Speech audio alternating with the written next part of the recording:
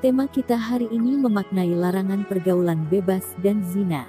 Monggo Pak, dipersilahkan sedikit penjelasannya tentang larangan pergaulan bebas dan zina. Assalamualaikum warahmatullahi wabarakatuh. Allahumma sholli ala sayyidina Muhammad wa ala alihi walhamdulillahi rabbil alamin. Terima kasih atas waktunya Mbak Siti. Kita coba jelaskan terlebih dahulu tentang zina. Anak-anakku sekalian, pemirsa Edu Talk Show yang dirahmati Allah Subhanahu wa taala. Pada akhir zaman seperti sekarang ini, menghindari suatu kemaksiatan sudah seperti kita menghindari air di tengah-tengah hujan. Itu sangat susah sekali. Kita berlari tetap basah, kita berjalan lebih basah lagi, kita naik sepeda agar lebih cepat tetap juga basah. Bahkan kita naik motor sekalipun tetap akan kebasahan karena hujan itu ada di mana-mana. Maksiat juga sama seperti itu. Di mana-mana ada maksiat, di rumah ada maksiat, di masjid ada maksiat, di kantor ada maksiat, di sekolah ada maksiat. Tetapi bagaimana kita untuk bisa menghindari kemaksiatan itu meskipun kemaksiatan itu sudah seperti air hujan? Anak-anakku yang dirahmati oleh Allah Subhanahu wa taala, semoga kita selalu dalam lindungan Allah agar mampu menghindari kemaksiatan itu. Kalau kita perhatikan di sekeliling kita, pergaulan bebas antara laki-laki dan perempuan itu sudah terjadi dan banyak terjadi di sekitar kita.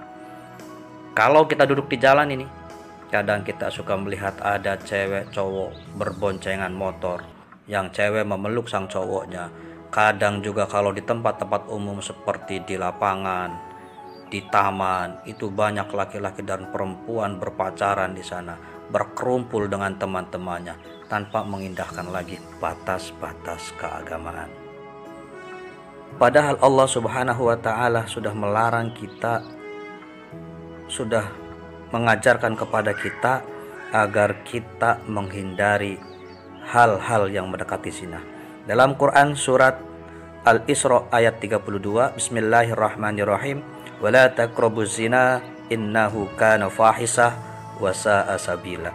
Dan jangan kamu mendekati zina, karena zina itu sungguh perbuatan yang keji dan suatu jalan yang buruk. Terima kasih Pak Andi pencerahannya. Mohon maaf Pak, tadi kayaknya Bapak lupa menjelaskan apa sih sebenarnya pengertian zi itu. Zina berasal dari kata zana yazni yang artinya hubungan layaknya suami istri antara perempuan dengan laki-laki yang sudah mukallaf tanpa ada ikatan pernikahan yang sah menurut syariat Islam. Apa itu mukallaf? Mukallaf itu sudah baligh. Apa itu baligh? Baligh itu artinya sudah sampai kepada dia apa yang diperintahkan di dalam agama, sudah menjadi kewajibannya dia. Kalau hukum berzina apa Pak? Hukum berzina adalah haram seperti yang Allah ajarkan di dalam Quran surat Al-Isra ayat 32. Wala taqrabuz zina innahu kana fahisah wa sa'a sabila. Dan jangan engkau mendekati zina karena sesungguhnya zina itu adalah perbuatan keji dan suatu jalan yang buruk. Artinya di sini bahwa hal-hal yang mendekati kepada zina itu sendiri saja sudah haram. Jangankan zinahnya, yang mendekati zinahnya saja adalah haram. Seperti apa? Halwat, berduaan dengan lawan jenis, pacaran, kemudian ikhtilat, berkumpulnya laki-laki dan perempuan di satu tempat untuk kemaksiatan seperti di bar dan lain-lain sebagainya. Kalau ayat Quran atau hadits yang langsung melarang zina ada gak Pak? Oh, tentu ada. Dalam Quran surat Al-Furqan ayat 68 Allah berfirman, Bismillahirrahmanirrahim, "Walladzina la yad'una ma'allahi ilahan akhara wa la yaqtuluna an-nafsal lati harramallahu illa bil haqq wa la yaznun wa may yaf'al dzalika yalqa athama." Dan orang-orang yang tidak menyembah Tuhan yang lain beserta Allah dan tidak membunuh jiwa yang diharamkan Allah kecuali dengan alasan yang benar, dan yang tidak berzina. Barang siapa yang melakukan yang demikian itu, niscaya dia mendapat pembalasan atas dosa-dosanya. Jangan dikira nggak ada tadi ayatnya. Itu bahkan bergandengan dengan dua dosa besar yang lain. Yang pertama apa? Menyekutukan Allah. Yang keduanya, membunuh tanpa sebab. Membunuh tanpa sebab di sini, yaqtuluna nafsal lati haramallahu illa bil haq, membunuh tanpa sebab di sini itu bisa diartikan sebagai aborsi. Dan yang terakhir di ayat ini, di Quran surat Al-Furqan ayat 68 itu, wala yaznun, dan jangan engkau berzina. Orang berzina itu tentu ada hukumannya ya Pak. Apakah sama Pak hukuman bagi pezinah laki-laki dan perempuan? Pertanyaan yang bagus. Sebelum kita bahas hukuman tentang berzina, perlu kita pahami terlebih dahulu tentang kategori zina.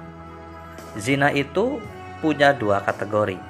Yang pertama kita sebut dengan zina muhson, dan yang kedua adalah zina ghairu muhson atau zina yang bukan muhson. Apa itu zina muhson? Zina muhson adalah zinahnya orang-orang yang sudah pernah menikah. Itu disebut sebagai zina muhson. Sedangkan zina ghairu muhson adalah zinahnya orang-orang yang belum pernah menikah. Seperti kalau ada ini, naudzubillah min dzalik, anak-anak remaja yang berzina, kemudian para pelajar yang belum menikah yang berzina, itu disebut sebagai zina ghairu muhson. Untuk urusan hukumannya nanti bukan dibedakan antara laki-laki dan perempuannya, tetapi dibedakan dari kategorinya. Dia zina muhson ataukah zina ghairu muhson. Tentang hukuman orang-orang yang berzina, Allah jelaskan dalam Quran surat An-Nur, Quran surat ke-24 ayat 2. A'udzubillahi minasyaitonirrajim. Bismillahirrahmanirrahim. Az-zaniyatu waz-zani fajlidu kulla wahidin minhuma mi'ata jaldah. Wa la ta'khudhukum bihima ra'fatun fi dinillahi in kuntum tu'minuna billahi wal yawmil akhir wal yashhad 'adzabahuma ta'ifatun minal mu'minin. Pezina perempuan dan pezina laki-laki deralah masing-masing dari keduanya 100 kali. Dan janganlah rasa belas kasihan kepada keduanya mencegah kamu untuk menjalankan agama atau hukum Allah subhanahu wa ta'ala. Jika kamu beriman kepada Allah subhanahu wa ta'ala dan hari kemudian, dan hendaklah pelaksanaan hukuman mereka disaksikan oleh sebagian orang-orang yang beriman. Dari ayat tadi bisa kita ambil kesimpulan bahwa hukuman untuk orang yang berzina itu yang pertama adalah dicambuk 100 kali. Ini kalau zinahnya ghairu muhson atau zinahnya orang-orang yang belum pernah menikah. Hukuman yang pertama itu, baik laki-laki ataupun perempuan, hukumannya sama, dicambuk 100 kali. Dan yang keduanya, diasingkan selama 1 tahun atau diusir dari tempat kelahirannya atau tempat tinggalnya, pindah ke tempat yang lain selama 1 tahun. Itu kalau zinahnya di zina ghairu muhson. Sedangkan untuk zina muhson, zinahnya orang-orang yang sudah bersuami atau beristri atau sudah menikah, maka hukumannya adalah dirajam. Apa itu dirajam? Dilemparin pakai batu, dikubur setengah badan, kemudian dilemparin pakai batu sampai dia meninggal dunia. Itu sungguh ngeri sekali hukuman untuk orang-orang yang diriwayatkan dari Ubadah bin Samit. Ia berkata, Rasulullah Shallallahu Alaihi Wasallam bersabda, laksanakan hukumku. Sesungguhnya Allah telah menetapkan hukuman bagi mereka yang melakukan zina. Apabila ia masih bujang dan gadis, maka hukumannya adalah dera 100 kali dan buang atau diasingkan selama 1 tahun. Namun apabila ia janda atau duda melakukan perbuatan zina, maka hukumannya adalah dera 100 kali dan dirajam sampai dia meninggal dunia. Hadis riwayat Muslim. Hadis tersebut menunjukkan adanya tuntutan ketegasan kepada para pelaksana dan penegak hukum agar tidak membeda-bedakan dalam menegakkan hukuman. Hukuman terutama hukuman tentang zina. Maaf Pak, yang saya ketahui bahwa setiap anggota badan kita itu bisa berzina. Bukankah zina itu melakukan hubungan badan layaknya suami istri? Itu maksudnya bagaimana ya Pak? Mohon penjelasannya. Luar biasa. Zina di sini itu ada zina yang besar, ada zina yang kecil. Zina yang tadi melakukan hubungan suami istri itu yang kita sebut dengan zina yang sesungguhnya. Tetapi yang disebut, yang dipertanyakan tadi oleh Mbak Siti itu adalah zina kecil. Artinya apa? Seluruh anggota badan kita bisa melakukan zina. Mata kita bisa berzina, tangan kita bisa berzina, mulut kita bisa berzina. Berzina di sini maksudnya adalah melakukan satu kemaksiatan. An Abi Hurairah an Nabi sallallahu alaihi wasallam qala kataba ala ibni adam nasibuhu minaz zinah mudrikun dzalika la mahala fal aynani zinahuma an-nadaru wal udhunani zinahuma al-istima' wal lisanu zinahul kalam wal yadu zinaha al-batisu wal rijlu zinaha al-khuta wal qalbu yahwi wa yatamanna wa yusaddiqu dzalikal farju wa yukadzibuh. Dari Abu Hurairah radhiyallahu an berkata, telah bersabda Rasulullah shallallahu alaihi wasallam bahwasanya nasib anak Adam mengenai zina telah ditetapkan dan tidak mustahil ia pernah melakukannya. Misalnya, dua mata zinahnya adalah memandang, dua telinga zinahnya adalah mendengar, lidah zinahnya adalah berkata, tangan zinahnya adalah menyentuh, kaki zinahnya adalah melangkah, dan zinahnya hati adalah menginginkan dan berangan-angan, dan faraj atau kemaluanlah yang membenarkan atau mendustakannya. Maksudnya Pak? Hadis tersebut menjelaskan bahwasanya ada berbagai macam zina. Di antaranya itu zina mata.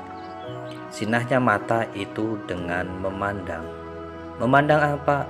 Memandang yang diharamkan oleh Allah Subhanahu wa ta'ala. Misalkan kita memandang aurat perempuan yang bukan muhrim. Perempuan banyak berkeliaran di jalan tidak mengenakan jilbab, memakai rok mini, kemudian kita memandangnya. Itu termasuk ke dalam zinahnya mata. Tapi kalau tidak sengaja, tidak masalah. Nadratul ulalaka asani alaika. Pertama itu bagimu, untukmu, maaf, yang kedua itu bagimu. Artinya yang pertama tidak berdosa, dilanjutkannya nanti akan berdosa. Itu zinahnya mata.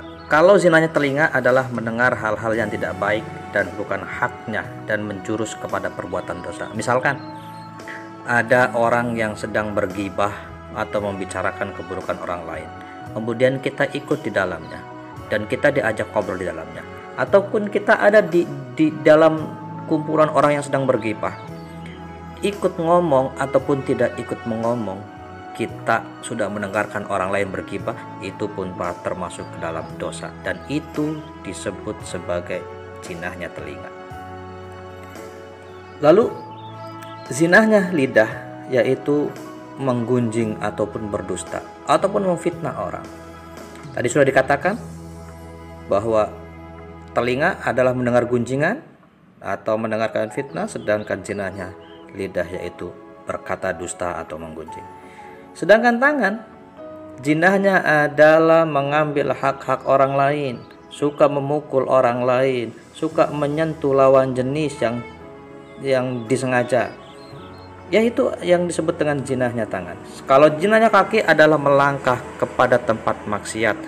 Kaki kita melangkah ke tempat-tempat hiburan malam, ke tempat-tempat pelacuran, dan ke tempat-tempat yang lainnya akan menjerumuskan kita ke dalam zina. Itu adalah zinahnya kaki. Lalu yang zinahnya hati bagaimana? Kalau zinahnya hati yaitu ingin dan rindu